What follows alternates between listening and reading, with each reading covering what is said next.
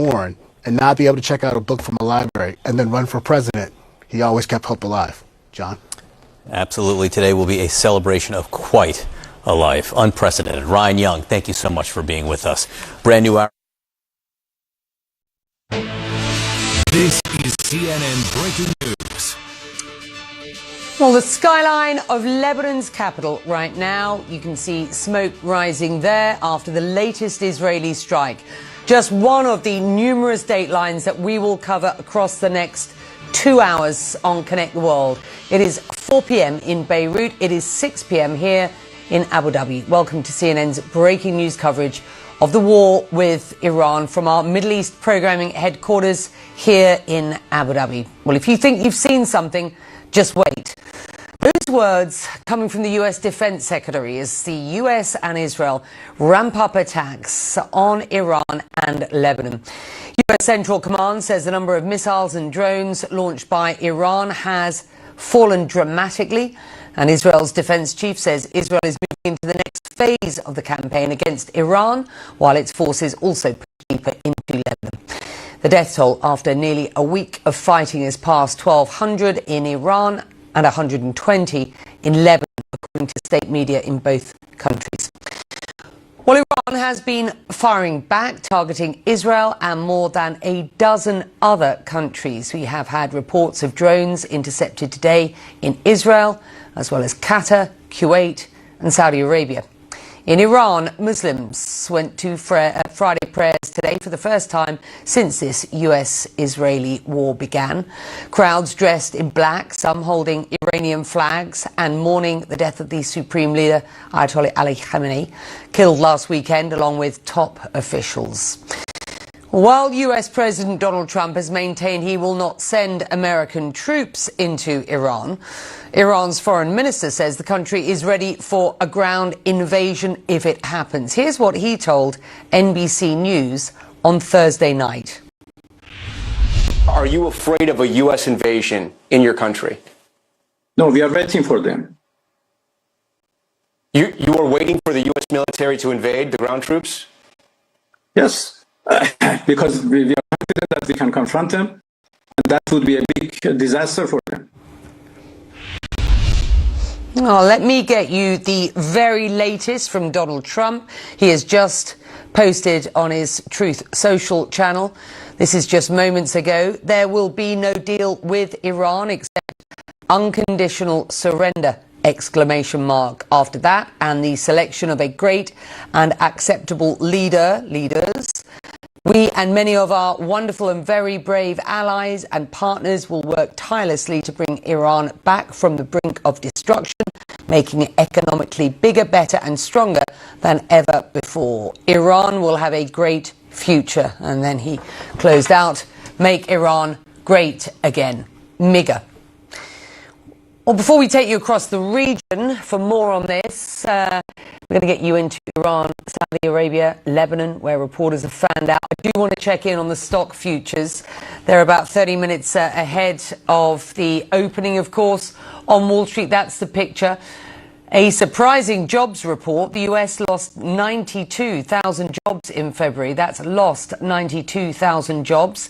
In Feb, that's just one factor dragging these markets lower, 30 minutes out before the trading day begins. Oil is higher.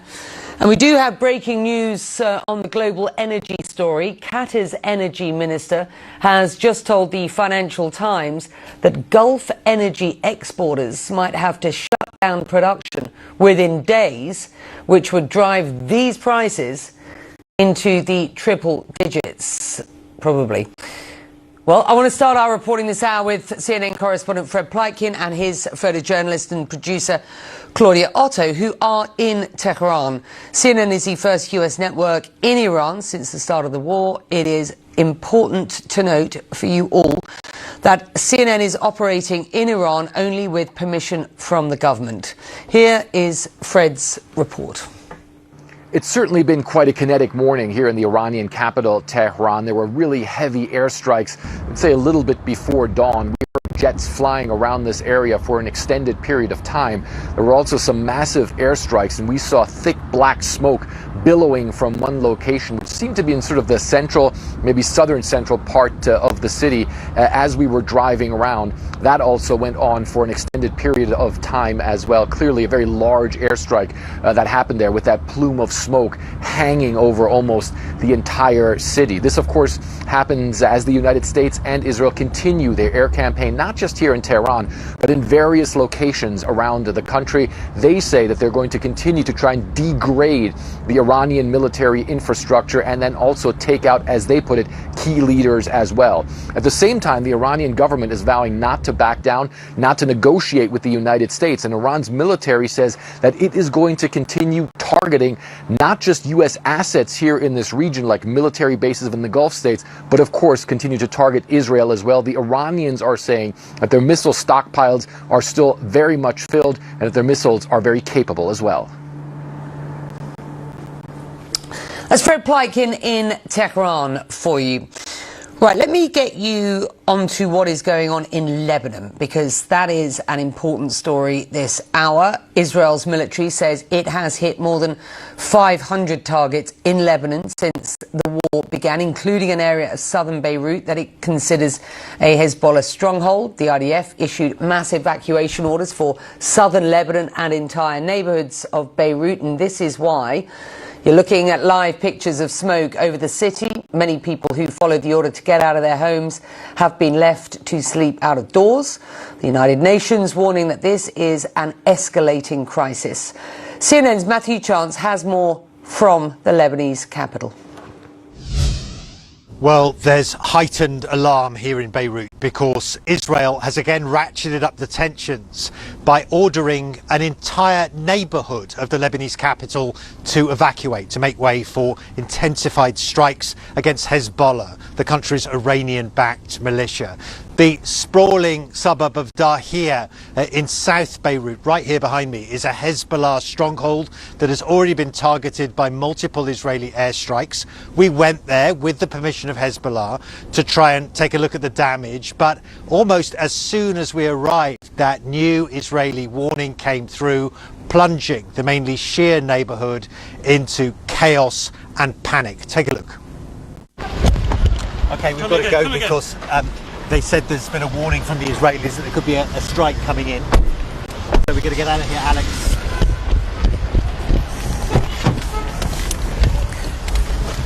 Where they are going? I don't know, but we need to get out. Okay, can you hear me all right? Yes. No, but we've just been trying to film at this location here in Dahir, and we've been told to move away quickly now. Yeah. People were showing us their phones saying, look, there's a warning coming in. Go around this guy. We've come into what is the most dangerous part of the Lebanese capital, which is a very important stronghold of Hezbollah, the Iranian-backed militia group. It's the place where Israel has been focusing, and you can hear the gunshots outside there, that Israel has been focusing its activity, its intensive campaign of airstrikes against the Hezbollah group. That's often, we're told, a warning to local residents who don't have cell phones or don't have that communication to tell them there may be an Israeli strike incoming. So we're going to get out of here. I mean, this chaos that we're getting a glimpse of in South Beirut, it's all happening, remember, because in the hours after the Iranian supreme leader was killed last weekend in those US and Israeli airstrikes in Iran, Hezbollah, which hadn't struck at Israel since 2024, fired rockets and drones across the border into Israel. And this has been the response. Israel is absolutely pounding South Beirut, forcing thousands of people out of their homes and really dragging Lebanon into a conflict that many Lebanese tell us they're not ready for and they do not want. All right, well, Dahir and the surrounding areas has hundreds of thousands of residents, and we were in a long traffic jam, I can tell you, trying to get out of there. Israel has also ordered the evacuation of vast areas of southern Lebanon, nearer to the Israeli border, to make way for military action there as well. and of course causing a mass displacement of people now trying desperately to escape the intensifying line of fire. Matthew Chance, CNN, Beirut. Chance there in Beirut. Well, the US military says that Iranian ballistic missile attacks in the region had decreased by 90%. Drone attacks were down 83%. And that may calm nerves somewhat in the Gulf states that have been forced, of course, to fend off Iranian strikes for nearly a week now. Some of those missile and drone attacks are getting through. In Bahrain, an oil refinery was struck on Thursday. A hotel and 2 residential buildings came under fire today, Friday. The government says there was no loss of life in those incidents. Well, unjustifiable, unprovoked and unlawful. That is how the Gulf states are describing these attacks on them by Iran. Let's get the view from Saudi Arabia. CNN's Nick Robertson is standing by in Riyadh for you. Nick. Yeah, like you are in Abu Dhabi, they are here in Saudi as well, trying to sort of interpret, are they seeing a drop-off in the number of missiles incoming?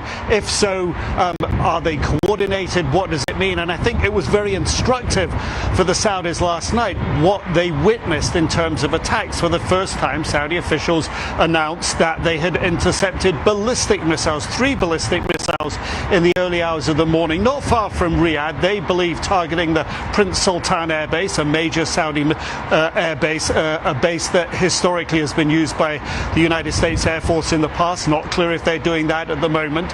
But what was interesting was an hour or so after that salvo of 3 ballistic missiles that were intercepted, a drone was fired in the same area, and a few hours after that a cruise missile was fired in the same area, and an hour or so after that 3 more drones fired in the same area, and an hour after that another drone intercepted in the same area.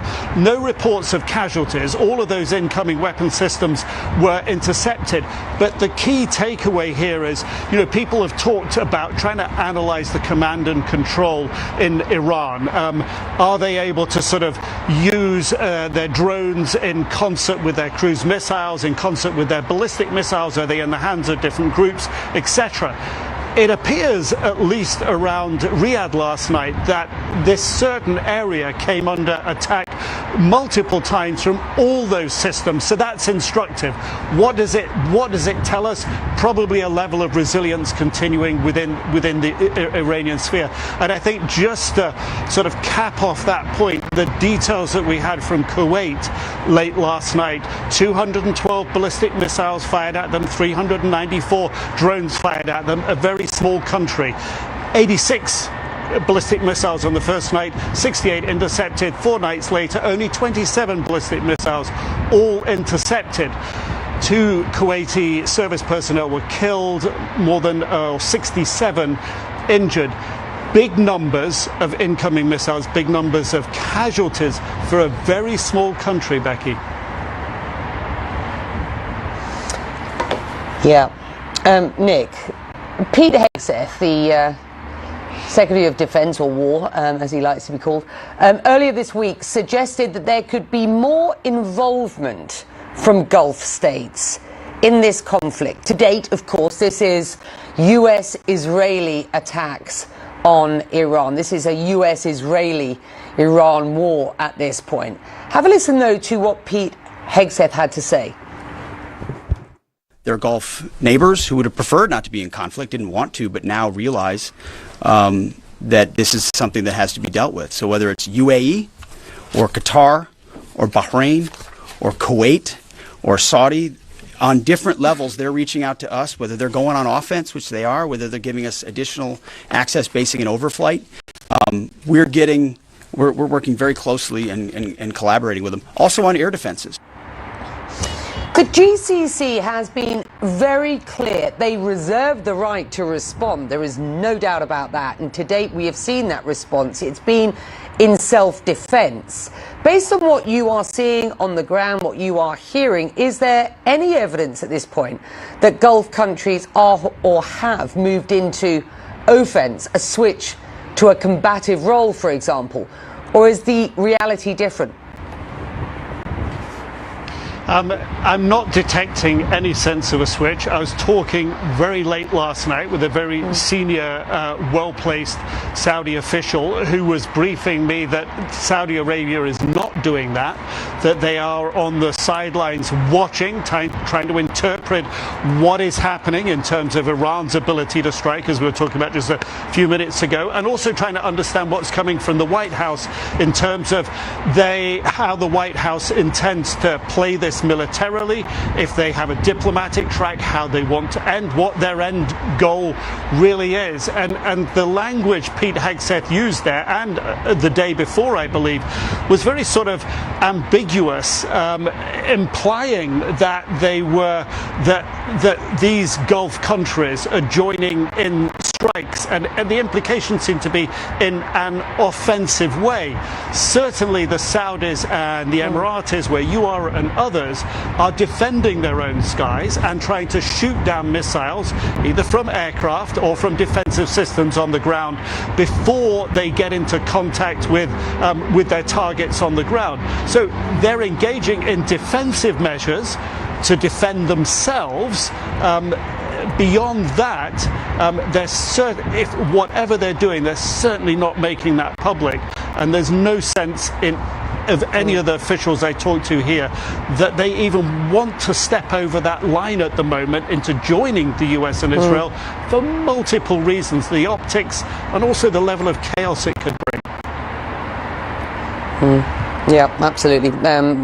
What you've heard echoed and reflected by what I've been hearing here and across the region as well. There is absolutely no doubt, though, that Iran has lost the goodwill that it may have had in, and perhaps more in some parts of this region than in others in the past, but it certainly lost the goodwill that it has had to date, if it had any at all.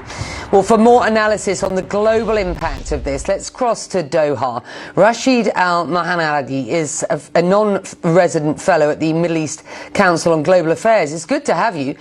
Listen, I want to start specifically with a very important story. Qatar's energy minister, Saad Al-Kaabi, said today to the FT that if this conflict with Iran continues for weeks, Gulf exporters may have to halt energy shipments and oil could surge to $150 a barrel. And he said very specifically, quote, "This will bring down the economies of the world. If this war continues for a few weeks, GDP growth around the world will be impacted.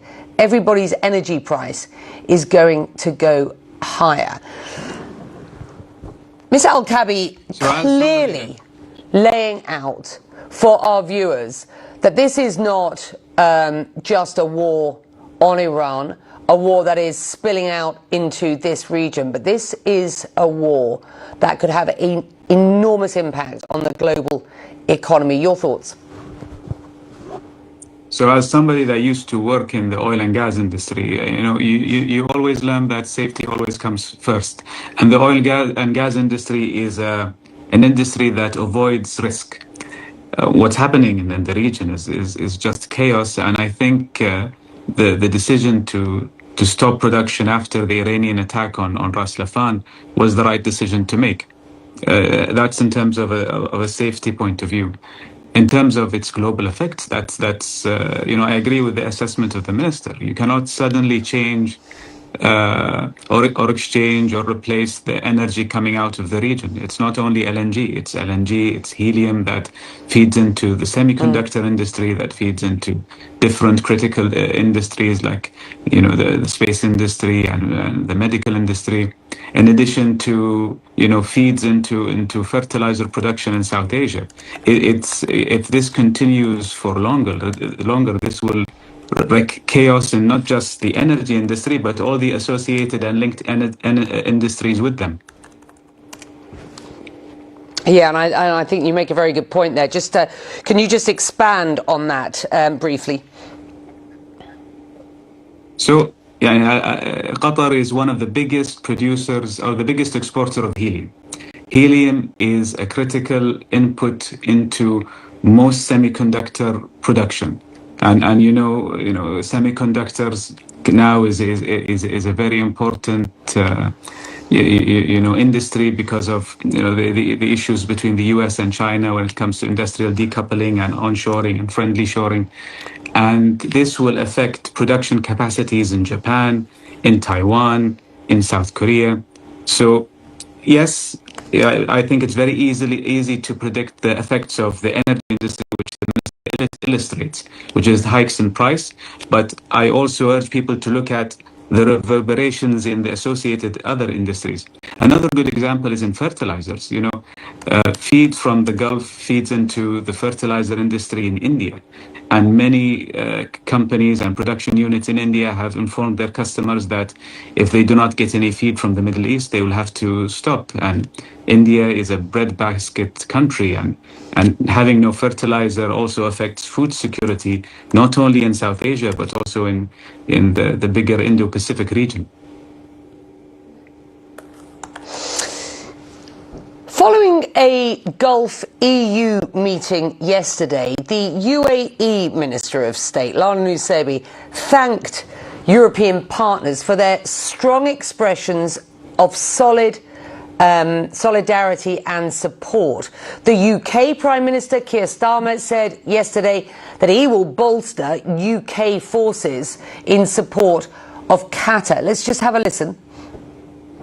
We're sending 4 additional Typhoon jets to join our squadron in Qatar, to strengthen our defensive operations in Qatar and across the region.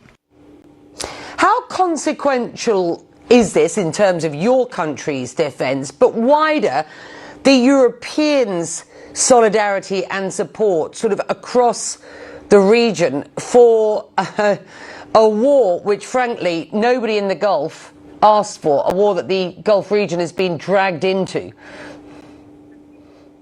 So I think what the Gulf states are doing now is they're trying to sustain strategic restraint. And it comes also to your previous speaker, where the Gulf states had made it very clear that they do not want to be party to this conflict. And the only way to do that is to make sure we protect our skies, seas, and our land territories from Iranian attacks. And at the same time, push parties towards a diplomatic solution. We're doing that in partnership with the US, but also with the UK. With the UK, Qatar has a joint Typhoon squadron. It's the first joint squadron the UK has since World War II, and where Qatari and UK pilots operate advanced Typhoon fighters to protect the skies over Doha. And looking at the statements coming from the UK MOD and from the Qatar MOD, they have been active in shooting down aerial threats from cruise missiles to Shahid one-way attack drones. So this illustrates a deep defensive partnership, but also there's a big economic angle because the UK and Qatar are huge economic partners. Qatar provides the UK with about 1/3 of its natural gas. The UK is a destination for Qatari investment. Many UK companies operate within Qatar. So it's this symbiosis between European and Gulf partners that, hopefully will bolster our defenses further. And having extra Typhoons to shoot down incoming drones and missiles from Iran is always a good addition. Great. It's good to have you. Thank you very much indeed. As much analysis on the Gulf, from the Gulf, is what we want. And Rashid, your insight is really valuable. Thank you. Well, we want to get you to the US right away. US President Donald Trump has just spoken to my colleague Dana Bash by phone. She told my colleague John Berman about that conversation moments ago. Have a listen. He just broadly speaking, he insists that on a scale of 10, with 10 being the best, he thinks that the war is, I would say, at 12, maybe 15. He said that the U.S. is doing very well militarily, quote, better than anybody could have dreamed. He said that he rebuilt the military in his first term. He's using it in his second. And then he quickly turned to Cuba. He said, without being asked, Cuba is going to fall pretty soon, by the way, but Cuba is going to fall they want to make a deal so badly. And I asked, how so? He said, they want to make a deal, so I'm going to put Marco over there, and we'll see how that works. But we're really focused on this one now, meaning Iran. We've got plenty of time on Cuba. Just more quickly on, obviously, what's going on with Iran. And you were just talking about this with our colleagues in the region. I asked about rising gas prices, and he said, that's all right. It'll be short term. It'll go way down very quickly. And I said, well, they're pretty high now. And he said, no, they're not. They're up a little bit, not much, but it'll drop to record lows. So I asked, well, does this mean that you're going to figure out the Strait of Hormuz soon? Again, something you were just talking about. He said, quote, it's already figured out. We've knocked their Navy because, you know, when you knock out the Navy, they can't do what they wanted to be able to do. The Navy is almost, he said, we just hit the 25 mark. Can you imagine that? Big ones. 25 ships are down. We're doing very well. And John, just real quick, I also asked about the Gulf countries being hit. He said they're doing unbelievable and they're fighting. They, meaning Iran, made a terrible mistake when they attacked them. The UAE is freezing the assets, and they have the assets, all of them, and they got hit enough where they were going to freeze them. They're brave people. I do want to tell you one other important thing that he discussed with me, and it was about a 5-minute discussion. And that is who the next leader of Iran will be. You know, he told our colleague, Barak Ravid, yesterday that he had like 3 people in mind and that he wants to pick the person. And I asked him about that. I said, how's that going to work? And he said, it's going to work very easily. It's going to work like it did in Venezuela. We have a wonderful leader there. She's doing a fantastic job, and it's going to work like that. And I said, okay, but are you okay with having a religious leader again, a different Ayatollah? And he said, well, I may be, yeah. I mean, it depends on who the person is. I don't mind religious leaders. I deal with a lot of religious leaders, and they're fantastic. And then he went on to say, I'm saying there has to be a leader that's going to be fair and just, do a great job, treat the United States and Israel well, and treat other countries in the Middle East. They're all our partners. So that was the gist of our discussion on the war and where he thinks they are and what the impact is having when it comes to gas prices. Stella Bash, she has just spoken to the US president. Well, coming up, some European governments are mobilizing forces to defend allies in the Gulf. We're going to look at the contrasting reactions amongst NATO members to the violence in this region right after this.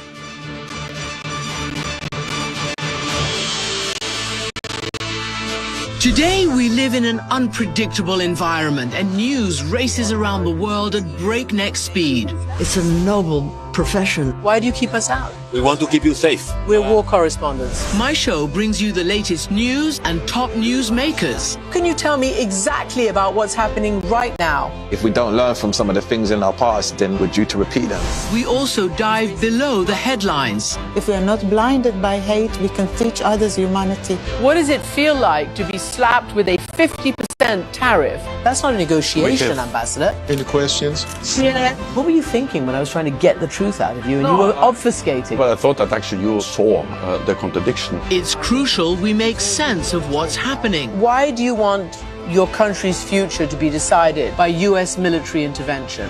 And fully understand what's at stake. If you can double down on that, amen. Amanpour, weekdays on CNN.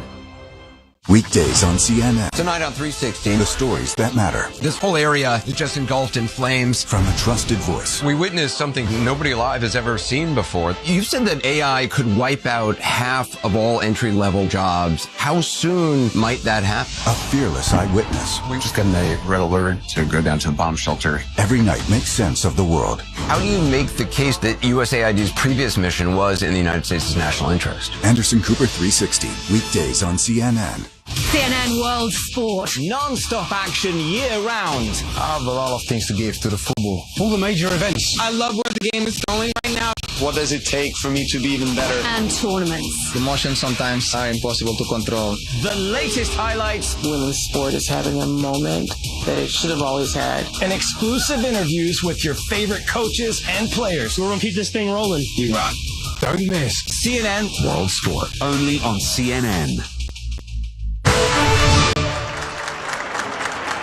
Well, nothing can dent those ringing the bell on Wall Street. It's Robin Adventures fun today, and they are whooping away as they ring in that trading day. It is 9:30 there on Wall Street. It's 6:30 here in the UAE. And markets are expected to open lower. We'll get you that full story in just about 5 minutes' time. Well, for now, let's focus on Europe. NATO member states are increasing their defence support nearly a week into the US-Israel war in Iran, after a suspected Iranian missile was shot down on Wednesday, heading towards Turkish airspace. Despite criticism of the war, multiple countries in the EU ramping up support to defend Gulf allies. Italy, Spain and the UK announcing plans to send support, including warships. This comes just a few days after President Trump threatened to put an embargo on trade with Spain because its government refused to let the US launch attacks from Spanish bases. Let's bring in Arantxa González-Lea.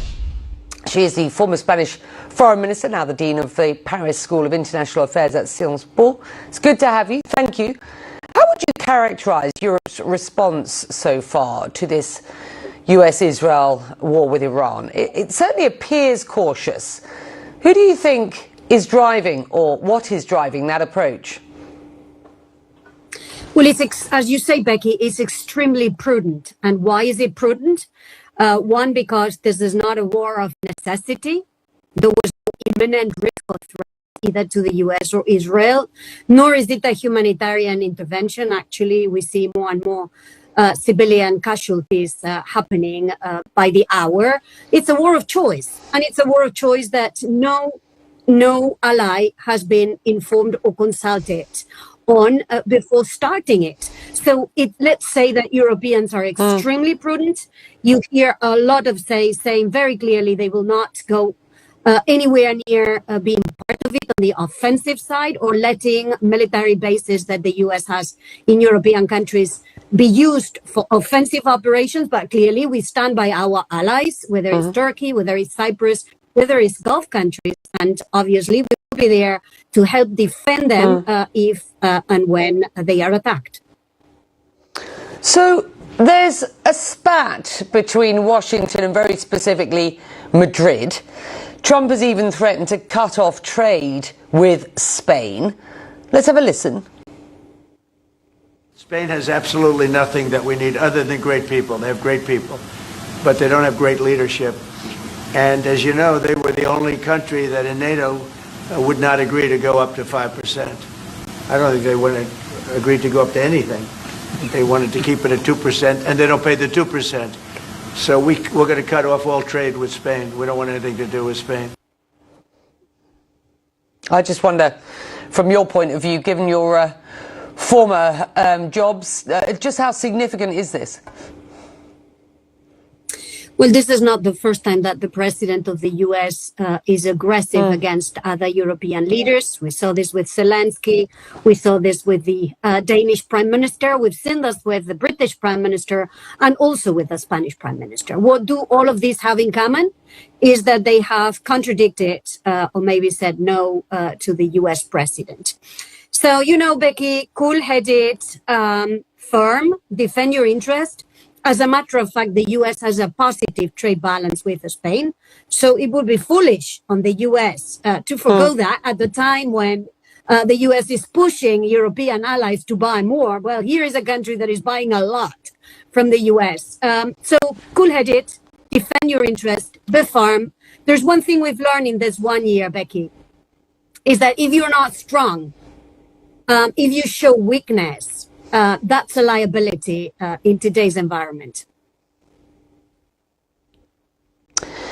Europe, of course, already dealing with the economic impact of the war in Ukraine. It is really still felt across the continent. How worried are policymakers about what other major conflict, what another major conflict in the Middle East could mean for energy prices, energy security, and economic stability. How real is the risk at this point? Well, I think it's pretty real for two reasons. One, because the conflict is now not just about Iran, it's about the entire region, the Caucasus, the Gulf countries, part of the Mediterranean, including Cyprus, and the Indian Ocean. So it's spreading. And number two, it's a fundamental energy route in the world. Europe is decarbonizing fast. It's moving to renewables fast. But obviously, it's not immune for now to increase in energy prices. Nor is it, by the way, Asia. Nor is it, by the way, Africa. Nor is it, by the way, Latin America, which tells us that this will go in the direction of inflation. And we know what happens with inflation, because we've just gone through a very serious period of high prices, including high energy prices. Not good for politics, including for American politics. So I guess someone should be paying attention to the energy prices. It's always good to have you. Thank you. We'll have you again. I hope you're enjoying that new role. Thank you. Well, next up, new fears over energy supply as the war in the Middle East escalates. Qatar issues an alarming warning that could have ramifications for the economy worldwide. That is part of why you are seeing these markets down, the Dow there on the left, and the oil prices up on the right. Stay with us. Good morning. Today's weather will be sunny with a high of 31 degrees. Alexa, music please. Playing workout music. Striving for mastery? You need speed, precision, and clarity of purpose. They all add up. Talent is not enough. You've got to prove that you're able to take advantage of unlimited opportunities when they come. And to do that, you need plenty of data. Scratch that. You need unlimited data. And there's no better provider of unlimited data Access granted than your all-powerful Glow router. Whether home or office, enjoy unlimited data on a Glow router. Dial *312#. You know, I've got unlimited eyes. Glow Unlimited. I'm watching.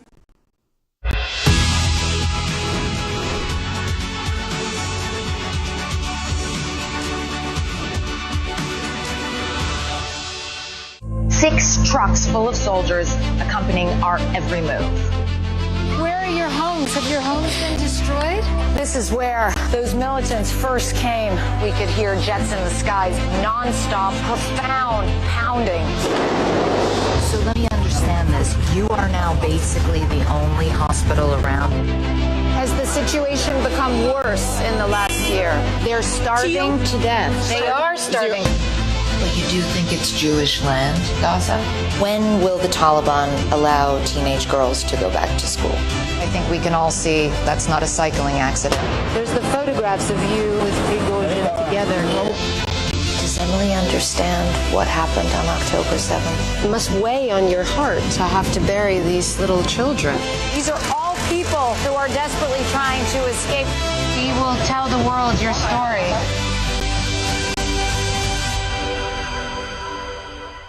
I'm Paula Hancock in Dubai. This is CNN. Well, let's see how stocks are getting on. We're about 8.5 minutes into the trading day, and that is the story on Wall Street. Well, that is a significant reduction. I mean, we saw these futures markets down about 0.5%. So the expectation was that these markets would open in relatively good shape. I have to say 0.5% isn't a disaster, but these markets are already off by more than 1.5%. Thursday, the Dow plunging nearly 800 points as oil prices spiked nearly 9%. The the biggest one-day increase since May 2020, and that, of course, was COVID. And let's bring up these oil prices now. 85.5 on Brent, 89 and change on WTI. So we're looking at a near 10% rise on the WTI price. These markets are spooked. I want to get straight to Eleni Giokos for more on what is this market reaction. What are you hearing? Yeah, I mean, we're hearing a lot. I mean, frankly, what we've seen, I think, most crucially is Qatar's energy minister warning that this war could bring down economies of the world. And he said that, importantly, that Gulf countries are going to have to, at some point, start considering shutting down production, just like the Qataris have with LNG production at that Ras Al Lafan facility. They've also stopped all downstream products. In fact, we've also started to see Asian economies starting to declare force majeure on products that they are producing. We're seeing this spreading across the world. He also said, and this is so important, $150 a barrel is what they're pricing in right now. And it's not just production issues, it's storage issues, because they don't know how to get it out. The Strait of Hormuz is still closed. This is despite the talk about insurance guarantees. Nobody knows how that will work. No one can secure, naval escorts and what that ultimately means logistically. This energy shock is now coming into play, and investors are looking at it way more seriously. It's interesting. This is the sort of, the nightmare scenario for Donald Trump. I mean, he's not going to want to see these local U.S. domestic gas prices going higher. He is absolutely determined that this is short term. He's been telling reporters today these are just short-term price rises, and it'll only be it'll be relatively quick at the gas tank, which is ultimately what he is concerned about. But the global impact of this, the idea that the Europeans, the United Kingdom, Asia, the US is now going to be having emergency meetings about energy prices, about energy security, about economic stability at this point is just a real indication of how wide this war has spread. Absolutely. And, a few experts that I've been talking to is that the one piece of leverage that Iran has that it hasn't actually used before is the Strait of Hormuz. Not only that have we seen before during conflicts and sort of hostilities, but also now hitting critical energy infrastructure. People that I've spoken to say that was never priced in to the scenarios that they were modeling and looking at. And now it's the realization that even though we've only had a week of this, if this lasts for weeks, make no mistake, it's going to affect everyone around the world. Everyone is going to feel the pain of what we're seeing here in the region.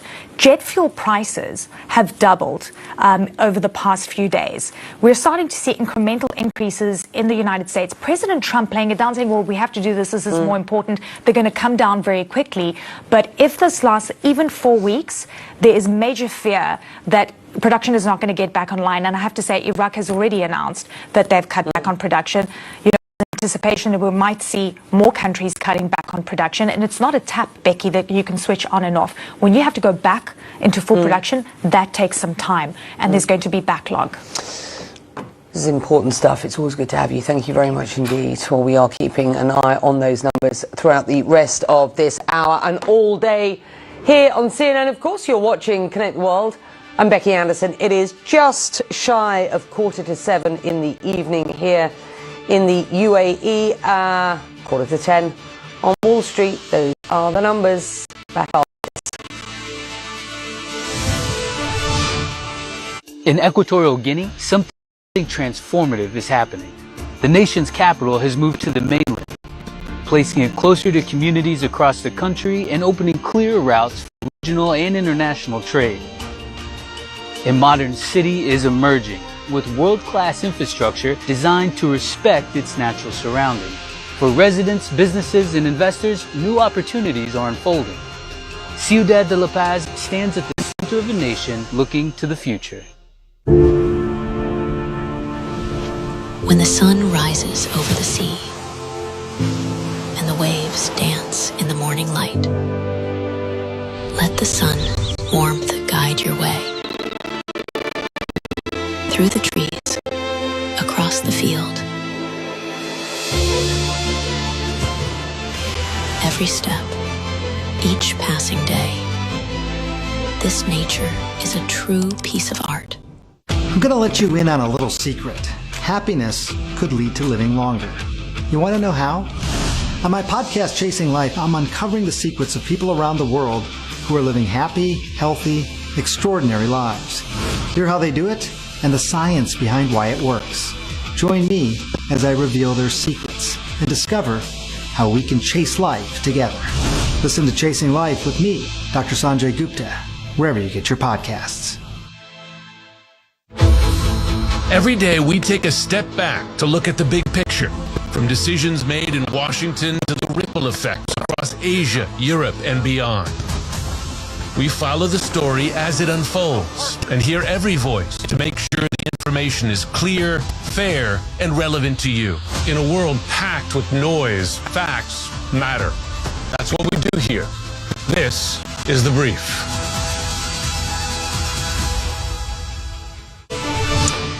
CNN's team in Iran's capital city says that there were heavy airstrikes just before dawn. Aid groups say Tehran is bearing the brunt of the attacks, with residents telling CNN of their terror following what they felt was the worst night of airstrikes. This comes as the US and Israel intensify their air campaign on Iran, not just in the capital, but in various locations across the country. The Iranian Red Crescent says more than 3,000 homes have been damaged, along with 14 medical and pharmaceutical centres and 9 Red Crescent centres. Well, demonstrators took to the streets of Tehran on Friday as the government attempts to put on a defiant face. CNN correspondent Fred Plykin and his photojournalist and producer Claudia Otto are in Iran's capital. CNN is the first US network in Iran since the start of the war, and I have to point out, and this is important, that CNN is operating in Iran only with permission from the government.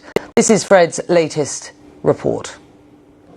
Iran's leadership has gathered thousands of people here to Tehran after Friday prayers to voice their anger about the U.S. and Israel's bombing campaign across the country, but of course also to mourn Iran's late Supreme Leader Ayatollah Ali Khamenei. Indeed turned out here. At the same time, we have to keep in mind this is just a small snapshot of Iran's society, and the people who come to Friday prayers here in Tehran usually are political conservatives and religious hardliners. At the same time, it does show that the government here is still able to mobilize masses.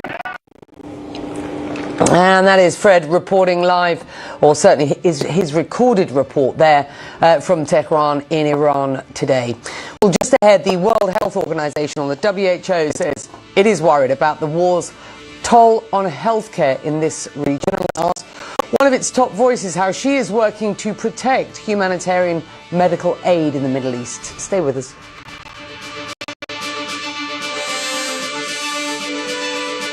Discover the land of the rising sun. From the vibrant streets of Tokyo to the enchanting landscapes. Come explore Japan with CNN. Yay, my first friendship bracelet. And experience the best of this rich nation. A desire to create timeless beauty everywhere. Appreciate the opportunity to sit down with you. An epic adventure to Japan's remote corners. In a divided America, where do I fit? You tell me, ask your partner. Abby Phillip brings all sides to the table. Can you name one thing you do differently? The hypocrisy is so rank, folks at home. Classes in session. To talk about the issues. Congresswoman, it is false. The answer is 0. The policies. What is the Democratic Party about? Can you answer that question? And the biggest debates to wrap up your day. I hear what you're saying Trump believes in, but do you think it's a good idea? News Night with Abby Phillip, Tuesday through Saturday on CNN. Did the re-election of Donald Trump play any role in your decision to resign? Why do you need to study it? It sounds like you have the facts on your fingertips. Great question. You continue to fight for your name to be cleared. Why? Do you have any concerns about Elon Musk? There really is much more that unites us as Americans than that which divides us. A moment with huge consequences for the nation and the world. Watch The Lead, weeknights on CNN. Between bombs and blackouts, Iranians are trapped in a deepening crisis. My next guest writes that the World Health Organization has verified 13 attacks on healthcare in Iran and 1 in Lebanon. She goes on to say, in her words, violence has also affected first responders, with paramedics killed and injured. Dr. Hanan Balkhi is the World Health Organization's Regional Director for the Eastern Mediterranean. She joins us now live, and the WHO says it has verified 13 attacks on healthcare facilities then. Thank you for joining us. What do we know about what these facilities were and how badly Iran's health system is being disrupted right now? Let's start there. Thank you, Becky. It's really nice to see you again, and good afternoon to all of the audience. Of course, we do continue to see attacks affecting healthcare, which is, on reporting it, is a mandate of the WHO that came through our World Health Assembly many years back. And specifically, of course, in conflicts across our region, we are seeing that impact. But this must never become normal. We hope that this does not become normalized. And the attack on healthcare is totally unacceptable. We monitor it, we monitor them, we verify these attacks, we have a full manual and a process that we do this, and we have several levels of certainty on these attacks. So far, as you had said, we had 14 attacks affecting healthcare in Iran, which resulted in 4 deaths, unfortunately. And the hospital emergency post in Tehran was affected by a nearby explosion as well. So most of the damage appears to be linked to health facilities being close to the targeted sites, and some facilities have been temporarily evacuated. As well in Lebanon, by the way, we've verified one attack affecting healthcare in which 3 healthcare workers were killed and 6 injured. So this is really not acceptable, and we wish to not see this happen. Yep, it's not acceptable. It will not surprise you, though, that it is happening, and you are clearly appealing for a de-escalation at this point. I mean, what does an organisation like yours do and need to continue operating effectively, given funding cuts that we are seeing at this point? I mean, where do you focus your attention, hyper-focus your attention in these funding sort of stricken times?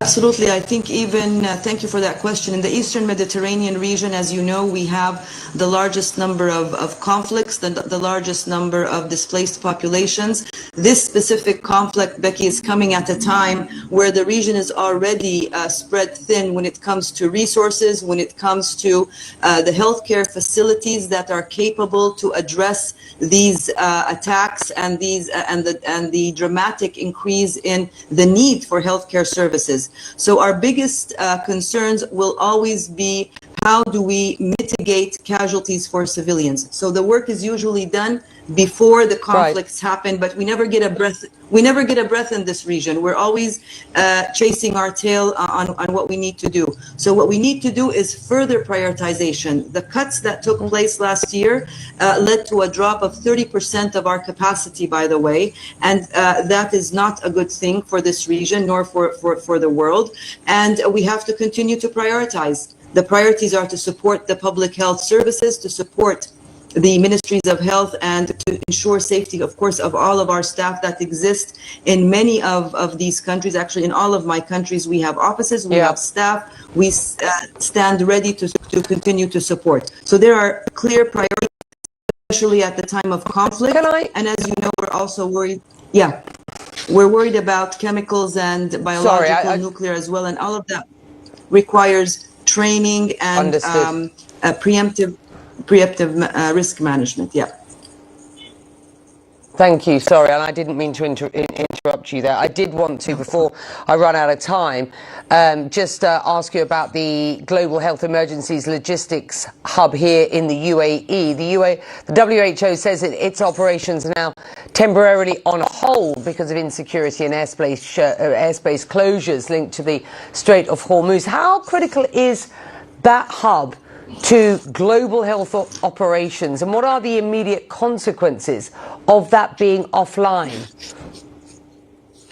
Of course, as you said, this is crucial for us. The hub has shown significant importance and relevance specifically during the COVID pandemic and continue to do so. It is now ready to begin gradually resuming a limited number of air and land shipments, but the sea shipments remain frozen at the time, and that is of concern.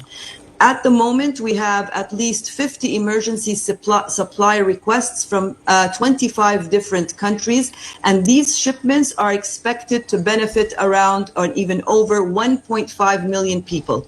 It includes medical supplies, lab material, the necessities for emergency responses, for polio detection and eradication, which is important. So our priority now is, while it's coming back, this little that had to take place because of the airspace, as you mentioned, has created a backlog. So now we are in the process of prioritizing from this backlog. How do we start prioritizing for Gaza, Lebanon, Afghanistan, and of course, Syria, Somalia, and Sudan as well? It's a big file and a very important one. Hanan, thank you very much indeed for joining us. An important perspective. Thank you, Becky. Iranians living here in the UAE say they are worried about what will happen to loved ones. Iranian expat communities in the Gulf, and many are saying that it has been very difficult to contact family and friends in Iran since the war began. Morteza Azadi owns a spice shop in Dubai. He came to the UAE in 1977 as a student. There's tension, you know. So we just cross our fingers and, you know, everything. I think this was the last time that we communicated, and after that, the internet and the phone was disconnected. No more connection there. I can say not only for me, for all the Iranian expatriates who are living in Emirates and other Gulf countries, but especially in Dubai, you know.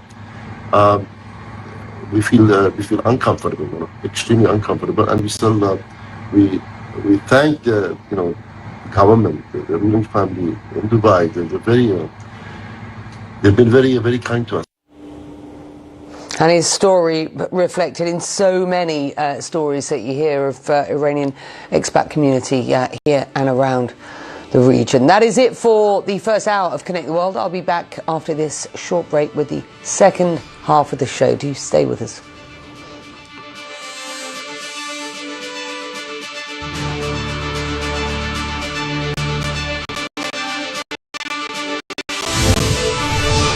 Thinking of banking in Africa? Think Zenith. In today's fast-moving, fast-changing world, you need a financial partner that understands your unique expectations. A bank digitally connected across Africa and global financial centers with the enabling platform to facilitate seamlessly whenever, wherever, however. A bank with smart financial solutions from a systemized blend of technology and human touch. For easy, fast and secure banking that creates real value. Turning dreams into reality is now in your hands. People, technology, service. Zenith Bank, in your best interest.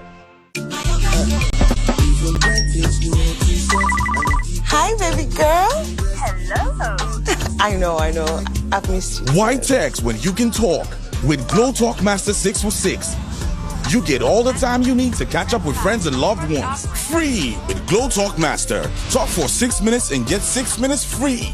Plus 50 MB data. Simply dial *606#. New Glow subscribers also enjoy an extra 2,000 Naira data and airtime welcome bonus.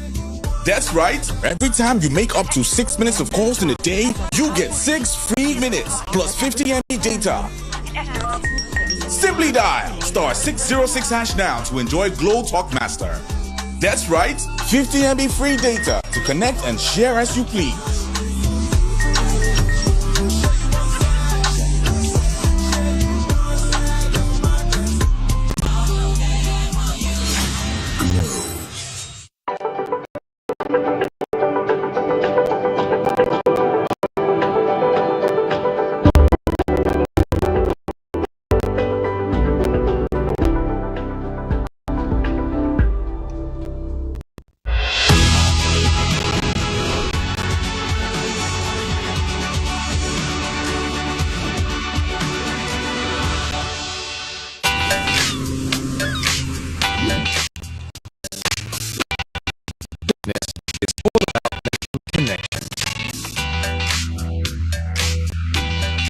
but some connections are easier to make than others.